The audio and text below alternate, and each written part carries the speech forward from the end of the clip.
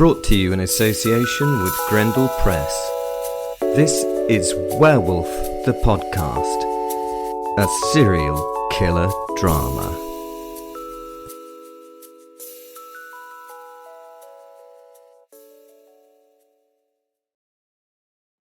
Hello, we're going back in time from being back in time, so we're going further back in time. Did that make sense? I think it kind of did. To the origin of the Dryad and the tree. So hopefully you will get an idea of where we're going with this story so that we can also get an idea of where we're going with this story. Please look in the description, you will see lots of things there. You can join us on social media and you can buy books and you can support us by buying us a coffee. That would be lovely. If you get a chance to review us, please do so. It really helps the program, and it's been 5-6 years now, so some good reviews would help. Not only joking, we've had lots of good reviews. Okay, so I will have no more to say because otherwise I'm just wasting your time, which is not okay. Yeah, sorry, that's my editor. Yeah, I get it. I'm sorry. Enjoy.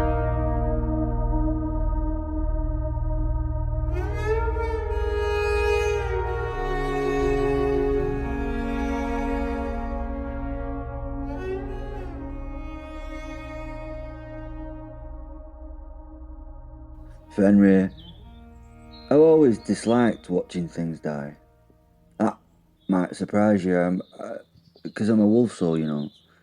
I've been one for much longer than I should have been. I've hunted, I've killed. I brought down and watched my fellow wolves take deer, elk, boar, and many other prey much larger than themselves. I watched and enjoyed warm blood run between me paws. I've watched prey understand what was about to happen in that last moment. There's often nothing particularly beautiful about that final moment. It's simply necessary. Animal hunger isn't cruel. Animal hunger gives us, or it, a reason to kill. It's to me, it's honest. That's what I was telling myself as I watched small human girl walk into the forest alone. She was young. I've no idea about edgy human whelps. They grow at different rates and have an irritating habit of becoming taller while you ain't looking. She had dark as night hair. She had little bare dirty feet, a small dress made from some rough spun cloth. She were clean and cared for. I could sense it. Her family would, they'd be grieving tonight because she, sadly for her and them, had absolutely no understanding of the danger she was now in. It'd be sad for her family, but a happy happenstance for those with a predator's hunger. I was watching the start of this little dramatic thriller from between trees. Folklore was somewhere behind me. He weren't speaking. He'd seen her too, though. He rarely spoke unless he had something worth saying. I was beginning to suspect that he thought most of what I said were not worth answering, to be honest. Understandable. We'd been in each other's company for far too long now. The girl suddenly stopped as if in consideration. She must have been told that what she was considering at the moment was not an acceptable course of action for her. She looked around her. I recognised a small face. Not of fear, a small face of tremendous thought. I could sense the considered enormous forest that had already begun to surround her. She were tiny in comparison, almost absurdly so to the life around her. The wolf appeared. It came slowly from behind a tree, slow, making sure it was seen and not a sudden shock to the young girl. It were a young male, healthy, strong, hungry, I sensed. No concept of cruelty brewing in it, just a need. He looked at girl and girl looked at him. Neither moved at first. It seemed like a standoff between two great warriors. I suppose it were of sorts. This went on for far too long, and tension I felt was, it were proper palpable and really should not have been as intense as it was. What did I care about this little moment? This was it were just natural. She would make a decision. That decision would bring about a result. That result would be, it would just kind of be. But I felt something suddenly tightened in my chest. The wolf broke eye contact first. He dropped his head and sniffed the ground around his paws. The tension in me broke a little. He were calm. He was so, I don't know, unpredator-like to me. He could have just snatched her up like the youngling she was. Why did he? Why didn't he? Then the wolf simply turned and walked away. The girl was still frozen in indecision. This were a moment where she chose her fate. The wolf stopped. He looked back and met the eyes at human child again. The girl, she followed. I frowned a little, just a little. That was a clever move from him, considered and very clever. He wasn't being aggressive or growling. He wasn't showing teeth. He was inviting the girl. The girl smiled. "Hello," she said. Wolf lolled a tongue and panted. He walked just a little further into the forest, and the girl, well, she followed.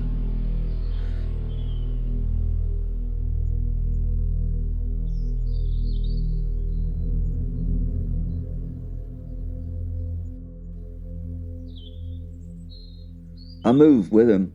I was now fully absorbed into this battle of sorts. I had choices. I mean, I could have stopped him. I could have. Wolves I can communicate with, but that were problem. I could have stepped in between them. I could have frightened the wolf away. I could have saved the human girl in one easy movement. But the wolf was hunting, and there was nothing wrong with hunting. I understood hunting. I understood hunger. I understood the need to feed. I understood a predator's obligation to its pack. The wolf had made a simple decision, a decision to make, to gain a meal. The girl had made a decision. She had decided to be that meal. That was, I don't know. That was life, maybe. Life and death in nature, maybe. I don't know. And that was what troubled me, strangely. It really shouldn't have. The wolf disappeared behind a tree. The girl followed. I followed girl. The forest became darker, not because the sun had gone, because the trees were older here. The branches tangled overhead. Roots pushed through soil, moss-covered stones. The air smelled of damp earth and something else. I smell me happy smell. Wolves, many wolves. I stopped. The girl did. I forgot that she couldn't sense a shame. It may have saved her life. It may have. She stepped between two great trees, and there they were. Magnificent. The pack. 6, no, 8, 10, perhaps more. They hidden from her sight amongst the trees, watching her gently. Strange. No sense of... This all felt wrong. Their eyes shone in fading light. And girl stopped. She brought a finger to her mouth where she held it for a moment against her lips while she took in the details at clearing. She looked around and she smiled. It were a glorious smile. It saddened me that it would be a last. "Hello," she said, like taking her hands now to dress and wringing them in the material at waist. I think this simple action was a search for comfort in what must have been a frightening moment. I mean, it had to be, hadn't it? She must have been warned about wolves, mustn't she? One at pack growled. No. It were time to feed. Then another answered. The girl smiled. No, don't. I moved. Oh. She sounded delighted. I wanted to howl. I wanted to scream. I wanted to move, but I couldn't run and help her. Run to save little human. Run, human. Run now. But I remained still because I wasn't certain. The wolves had surrounded her. That was clear. The young male had brought her here, and that was also clear. And now, the pack were waiting and watching. I could smell their hunger. I could smell the girl's fear, but there was something else. An element of confusion. Wolves weren't moving. The girl weren't running. Something were wrong. I turned away and made my way into the foliage. I didn't want to see the inevitable. And then I fucking heard it. A tiny sound. A little whimper. I turned back to watch the The girl had heard it too. She turned to where the sound had come from. There was a struggle going on below a tree, a tiny struggle, a tiny fight of sorts. There was a small wolf pup beneath a fallen branch. No, not a branch, a vine of sorts. Perhaps brambles and creeping species. Thick foliage had kind of wrapped around its little body. Its legs were caught and he was slightly suspended. Its neck was wrapped, its little chest. Every movement only seemed to tighten. The pup was. That was what I felt from these wolves. The pup created fear. Fear. They felt fear as that little pup struggled for its life. I looked around little pup, suspended as he were. It were clear that Pack had tried to free it. I could see where many claws had torn at vegetation. I could see damage from chewing of many teeth. They'd failed. The girl took a brave step towards it. A small growl left the mouth of a large female as she moved to intercept the child, who stopped unsure. Another member of the pack moved at First Wolf's side and settled female's concern. The two animals stepped aside. The girl looked at them and another little smile. She looked at Pup. The smile left her face, replaced by a look of genuine sweet concern for the little thing dangling there. I get it. You don't want me to hurt him. The female wolf stared at her. I sensed mother. The girl looked at concerned creature and nodded. I don't either. She returned her focus to the little whimpering ball of fur stuck in hands of the forest. I was wholly absorbed in this little happening now. The girl was talking to the she-wolf, as though this were a perfectly ordinary thing to do. She then crouched. The wolf moved closer, her lips lifted, teeth, large teeth, enough teeth to end a human life very quickly, if she wanted to. The girl slowly, with obvious care, reached towards the bound pup. The she-wolf growled again. The little girl stopped. I promise, I'm helping. The wolf stared at her. The girl pointed. Poor thing, he's all stuck, isn't he? The female wolf looked at Pup. Hackles were still raised. The male touched his nose to her flank and then looked back at girl. A pause. Then the beast stepped aside. I couldn't believe what I was seeing. The girl crawled closer. Her tiny hands reached deep into tangles. She touched the vines. The pup squealed in its fear and discomfort, and she just whispered to it, Don't be frightened, little man. She began tugging and pulling at vegetation around the little thing. Nothing were happening. She pulled harder. Everything tightened and the pup squealed. She stopped. She looked so upset but was deep in thought. She brushed her hair from her eyes and rubbed her hands together as she knelt. Then she began working at knots, not pulling but gently untwisting. At points she used her hands and teeth to separate fibres, then suspended her little victim. One strand came away, then another. Her tiny fingers were proper, extraordinarily dexterous. She worked with great patience. The pup struggled, which didn't help. Please, little wolf, stop wiggling. She playfully scolded. The pup stopped its wiggle and just dangled as though it listened. I almost laughed.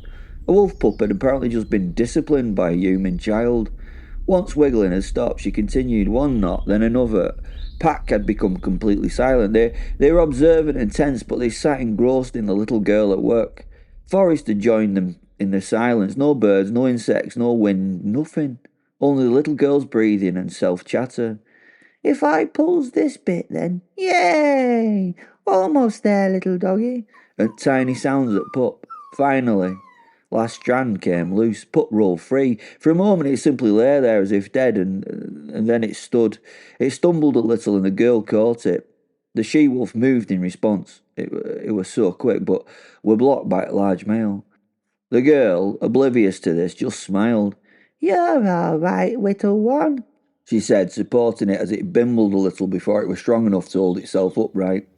Her hands were still close, and the little thing sniffed her hand carefully, then licked her fingers. Girl giggled. The sound travelled through trees. The pack reacted, not with aggression, but with joy. One wolf began to howl, another joined, then another. Soon the entire forest seemed to be howling. The girl laughed even harder. She stood as the pup rubbed against her legs. She bent, knelt, and took it in her arms and hugged it. You have very many big brothers and sisters. The wolves moved closer. I prepared myself for what were coming. They won't waste her. But They didn't attack.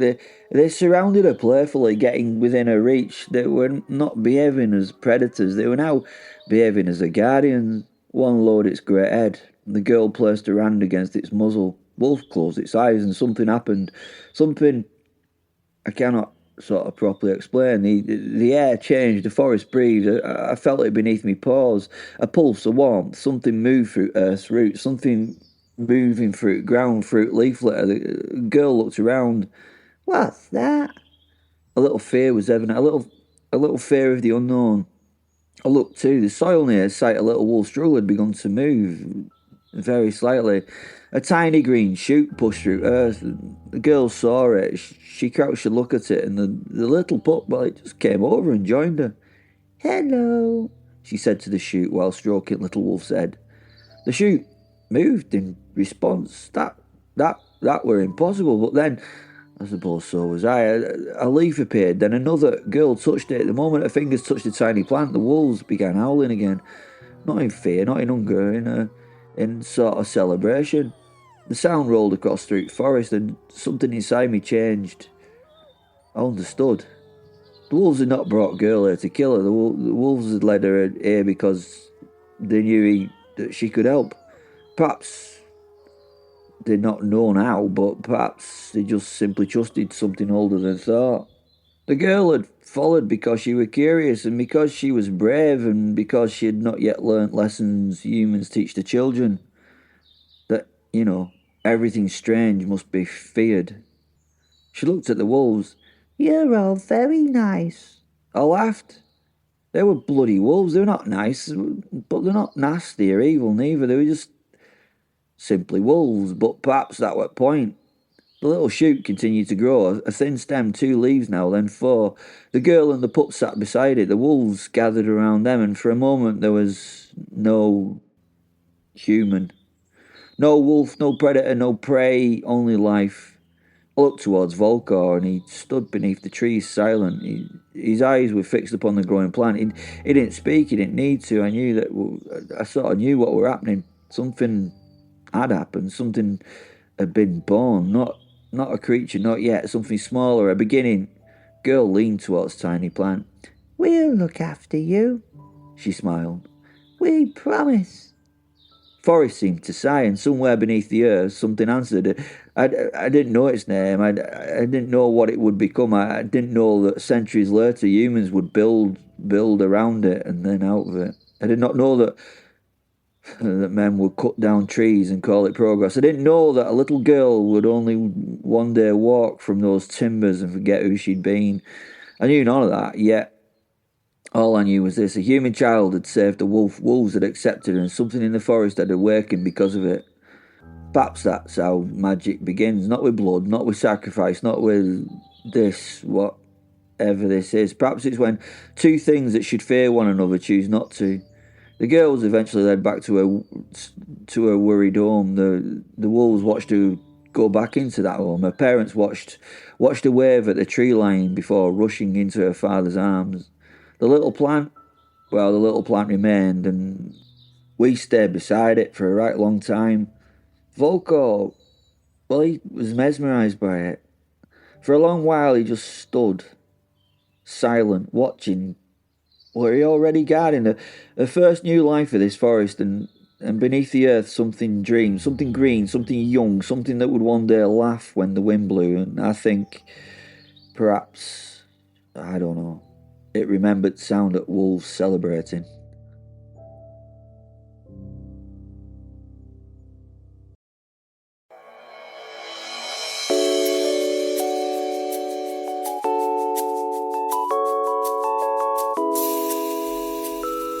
Brought to you in association with Grendel Press. This is Werewolf, the podcast, a serial killer drama.